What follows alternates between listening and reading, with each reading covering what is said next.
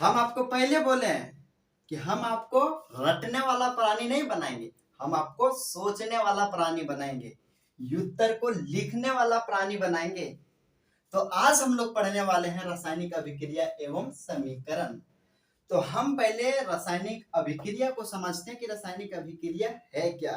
तो देखो, आजकल गर्मियों का सीजन चल रहा है। मान लो मम्मी आ गई गर्मी से काम करके या फिर पापा आ गए काम करके, और पापा बोले मुन्नी से कि नीतू तुम एक गिलास शरबत बना के ले आओ। तो नीतू जल्दी दौड़ी दौड़ी गई किचन में और शरबत बनाने लगी। अब शरबत बनाने में उसने की क्या, 2 गिलास पानी और इतना सा चीनी, यानी 1 कप चीनी ली और उसे घोल बनाने लगी और शरबत बना के पापा को ले आई। तो वो जो मुन्नी पानी और चीनी मिलाई और मिलाकर क्या बनाई, शरबत। तो वही शरबत और वही चीज है रासायनिक अभिक्रिया। रासायनिक अभिक्रिया कुछ नहीं है, बस समझने का देर है। तो आप लोग देखिए कि मुन्नी क्या की, पानी और चीनी की घोल बनाकर शरबत बना दी। तो वो क्या हो गया, रासायनिक अभिक्रिया। तो इसी से हम डिफिनेशन निकालेंगे कि जब 2 या 2 से अधिक पदार्थ मिलकर एक नई गुणधर्म वाला पदार्थ का निर्माण करता है, उसे हम रासायनिक अभिक्रिया कहते हैं। अब जैसे देखो यहाँ पे चीनी और पानी, चीनी प्लस पानी मिलके क्या बना, शरबत। ठीक है, शरबत बन गया। तो ये क्या हो गया, ये हो गया हमारा रासायनिक अभिक्रिया। जब 2 या 2 से अधिक पदार्थ मिलकर नए गुणधर्म वाले पदार्थ का निर्माण करता है, उसे क्या कहते हैं, रासायनिक अभिक्रिया। तो देखो 2 या 2 से अधिक पदार्थ, कम से कम 2 या तो उससे अधिक, तो हमारा कम से कम 2 पदार्थ है, 2 चीनी और पानी मिलकर क्या बना, शरबत। ठीक है, तो 2 या 2 से अधिक पदार्थ मिलकर नए गुणधर्म वाला, ये देखो नए चीनी और पानी से भैया हमारा क्या बन गया, शरबत बन गया। तो ये नए गुणधर्म वाला पदार्थ तो बन गया। तो इसी को कहते हैं रासायनिक अभिक्रिया। तो देखो हमने यहाँ एग्जाम्पल में पानी को ही ले रखा है। पानी बिना हम जिंदा रह नहीं सकते, जल ही जीवन है, इसलिए हमने पानी को ही यहाँ पे लिया। अब देखो हाइड्रोजन हाइड्रोजन और ऑक्सीजन बनकर किसका निर्माण करता है, जल का। ठीक है, हमने देखो एग्जाम्पल में लिखा है कि हाइड्रोजन और ऑक्सीजन मिलकर पानी का निर्माण करता है। तो इसे हम समीकरण में लिखे हैं। ये इसका रासायनिक सूत्र है, रासायनिक नाम है। हाइड्रोजन का H2 और ऑक्सीजन का O2 और जल का ये हमारा H2O है। ठीक है, यहां तक आप रासायनिक अभिक्रिया समझ गए।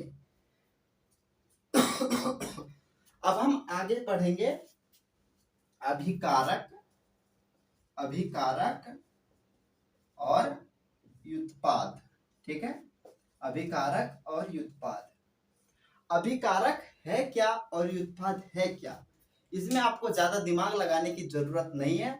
बस ये चीजें देखो, जो रासायनिक अभिक्रिया में भाग लेता है उसे हम कहते हैं अभिकारक, और जो रासायनिक अभिक्रिया में भाग लिया है उससे जो बनता है उसे हम कहते हैं व्युत्पाद। जैसे रासायनिक अभिक्रिया में भाग किसने किसने लिया, हाइड्रोजन ने लिया और ऑक्सीजन ने लिया।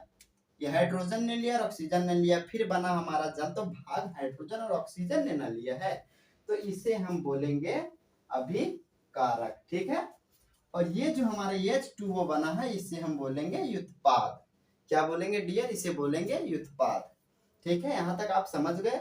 अब हम आगे चलते हैं। अब आगे कहाँ पे चलते हैं, ये देखो हम अभिकारक और व्युत्पाद का भी डिफिनेशन हम लिख लेंगे। ठीक है, हाँ, आप लोग समझ गए। एक हमने एक और उदाहरण यहाँ पे देता हूँ, देखो Mg प्लस O2, ये रिएक्शन करके क्या बनाएगा, MgO। ठीक है, तो इसे हम बोलेंगे अभिकारक, अभिकारक, और ये हमारा हो जाएगा व्युत्पाद।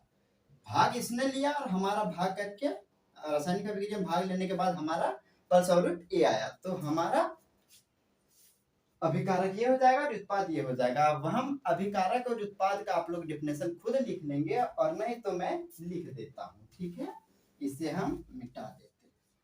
अब देखो डियर, हमने यहाँ पे अभिकारक और उत्पाद का डेफिनेशन लिख दिया। हमने क्या लिखा कि रासायनिक अभिक्रिया में भाग लेने वाले पदार्थ को अभिकारक कहते हैं, और ये उत्पाद, उत्पाद वैसे पदार्थ को कहते हैं जो अभिकारक के फलस्वरूप आता है। ठीक है अनिल, यहाँ पे देखो Mg+O2, तो ये हमारा अभिक्रिया में भाग ले रहा है, तो ये हमारा हो जाएगा अभिकारक, ये हमारा हो जाएगा अभिकारक। और उत्पाद, इसके फलस्वरूप हमारा ये आ रहा है MgO, ठीक है, मैग्नीशियम ऑक्साइड, तो ये हमारा हो जाएगा व्युत्पाद। अब आप अभिकारक और उत्पाद को भी समझ गए होंगे। एक्चुअली गर्मी बहुत है, इस वजह से पसीना बहुत आ रहा है।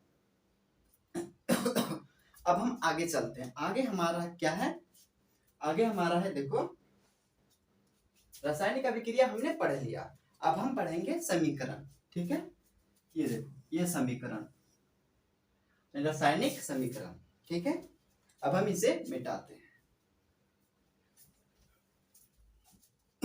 अब देखो हमने यहाँ पे रासायनिक समीकरण को लिख लिया है। ठीक है, रासायनिक समीकरण को डेफिनेशन लिखा है। तो रासायनिक समीकरण का डेफिनेशन होता क्या है कि रासायनिक अभिक्रिया में भाग लेने वाले अभिकारकों और उत्पादों के सूत्रों एवं संकेतों के रूप में व्यक्त करना ही क्या कहलाता है, रासायनिक समीकरण कहलाता है। ठीक है, तो जैसे हाइड्रोजन और ऑक्सीजन मिलकर हमारा क्या क्या पानी का निर्माण किया, जैसे वैसे ही सोडियम और क्लोरीन मिलकर हमारा किसका निर्माण करता है, नमक का।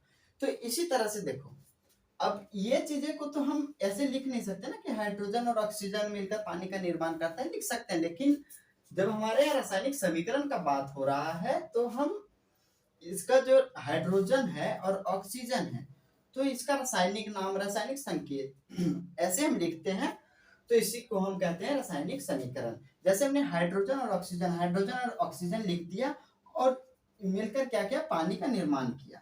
तो देखो जब भी हम अगर ऐसे समीकरण लिखते हैं तो इसका बहुत ही फॉर्म भी लिखते हैं। ठीक है, तो ये है क्या, हाइड्रोजन हमारा क्या है, गैस है। ठीक है, हाइड्रोजन हमारा गैस है तो हम इसे G से सूचित कर देंगे, और ऑक्सीजन भी हमारा गैस है तो हम इसे G से सूचित कर देंगे। अब हमारा H2O क्या है, पानी, तो पानी हमारा क्या है, लिक्विड है, तो लिक्विड को हम L से सूचित कर देंगे। ठीक है, यहाँ तक आपको स्पष्ट समझ आ गया होगा कि रासायनिक अभिक्रिया हमने बताया, फिर हमने अभिकारक और उत्पाद बताया, और ये हमने ये रासायनिक अभिक्रिया बताया। ठीक है, ये यहाँ तक आप समझ गए। अब जैसे हम लिखते हैं, ये भी लिख देते हैं, चलो Mg+O2। ठीक है, तो ये क्या बन गया, MgO। तो ये हमारा क्या है, रासायनिक समीकरण है। ठीक है, अब ये संतुलित अभी नहीं है, फिलहाल ये अभी संतुलित नहीं। जैसे नीतू, वो मुन्नी जो थी, वो चाय वो शरबत बना के ले आई, तो वो किचन में अगर बर्तन अगर स्पष्ट जगह पे फिर रखेगी तो किचन थोड़ा देखने में सही लगेगा। इसी प्रकार ये जो है, ये अभी संतुलित नहीं है, इसे संतुलित, हम रासायनिक अभिक्रिया को संतुलित करने हम आगे वीडियो में तो हम आगे देखते हैं संयोजन अभिक्रिया और वियोजन अभिक्रिया।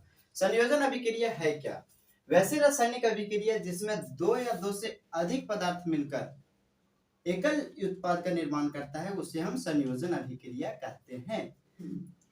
जैसे हमारा हाइड्रोजन है और ऑक्सीजन है, ये मिलकर जल का निर्माण करता है, पता ही है। तो देखो दो है ना इसमें, दो या दो से अधिक, तो एक दो, और ये एकल उत्पाद का निर्माण करता है। ये देखो ये हमारा क्या होगा, संयोजन अभिक्रिया। अब वियोजन अभिक्रिया क्या है, वियोजन अभिक्रिया जस्ट उसका ऑपोजिट, यानी एकल अभिकारक टूटकर दो या दो से अधिक उत्पाद का निर्माण करता है, उसे वियोजन अभिक्रिया कहते हैं। जैसे हमारा H2O है, जल है, तो ये हाइड्रोजन और ऑक्सीजन दोनों इसके अलग अलग टूटकर हो रहा है। ठीक है, जैसे हम जल को गर्म करते हैं, अगर कुकर में आप पानी चढ़ा के रख दो, गर्म होकर भाप बनकर उड़ जाते हैं, यानी अलग हो जाते हैं। ठीक है, अब मैग्नीशियम ऑक्साइड है Mg+O2, ये भी अलग हो गए। तो आप संयोजन अभिक्रिया और वियोजन अभिक्रिया को अच्छे से समझ गए होंगे। ठीक है, अब फिर हम अगली वीडियो में बात करेंगे प्रतिस्थापन, ऊष्माक्षेपी, ऊष्माशोषी अभिक्रिया, ये सब क्या है हम अगली वीडियो में देखेंगे नेक्स्ट डे। तब तक आप लोग एक चीज देखो, कभी एक नंबर का क्वेश्चन आता है बोर्ड में हमेशा कि रासायनिक अभिक्रिया जो है, रासायनिक अभिक्रिया, ठीक है, ये थोड़ा ध्यान से सुनो। ये रासायनिक अभिक्रिया, ये 1 नंबर का पूछा जाता है कि श्वसन किस प्रकार का अभिक्रिया है, या फिर दे देगा आपका कि खाना पकना, या फिर तीसरा रहेगा दूध से दही बनना। ये जो तीनों है ये हमारा रासायनिक अभिक्रिया, जैसे श्वसन, जैसे हम ऑक्सीजन को लेते हैं और कार्बन डाइऑक्साइड को छोड़ते हैं, तो ये हमारा क्या हो रहा है, अभिक्रिया हो रहा है, ठीक है। तो अभिक्रिया, तो ये कभी भी 1 नंबर का क्वेश्चन पूछा जाता है, इसमें पहला, दूसरा, तीसरा, चौथा करके आपको ऑप्शन दे दिया जाएगा और उसमें से आपको चूज करने का रहेगा, ठीक है।